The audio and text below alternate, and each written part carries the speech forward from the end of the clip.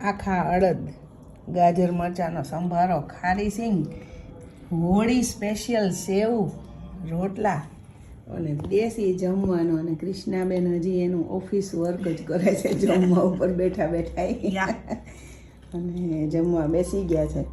કેવું લાગ્યું દેશી મેનુ?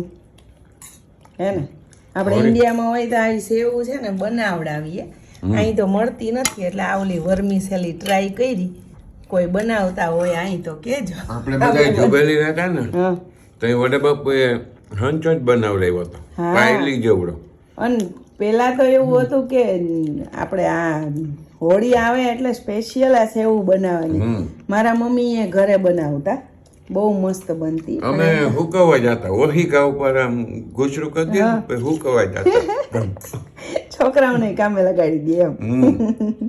તો આવું છે ભાઈ, આજે સેવ બનાવી અને જોરદાર અડદ બનાવ્યા અને રોટલા મસ્ત, મજા આવી જાય એવું મેનુ છે. હાલો જમી લઈએ આપણે.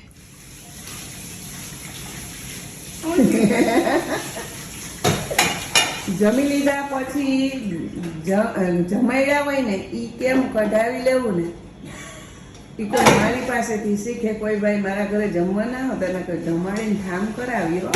કાઈ નહીં, કૃષ્ણાબેન વાસણ કરે છે. 2 મિનિટનું કામ છે, એમાં શું એમ જો આમ તો બહુ જાજા નથી, પણ એને એમ થયું કે ના મમ્મી હવે તમારે નથી કરવું.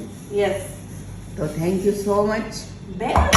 કોઈ આમ વાસણ કરવાનો બહુ શોખ હોય તો આવો, મજા આવશે, સાથે વાસણ કરશું, એન્જોય કરવું. હું તો કહું છું, કોઈને પણ વોલન્ટિયર કરવાની ઈચ્છા થતી હોય તો વી આર ઓલવેઝ ઓપન. જમવા માટે જ ખાલી નહીં, એમ જમવાનું બનાવવા માટે, વાસણ કરવા માટે, કોઈને પણ ઈચ્છા થતી હોય ને તો આપણે મોજ આવે ને. યસ.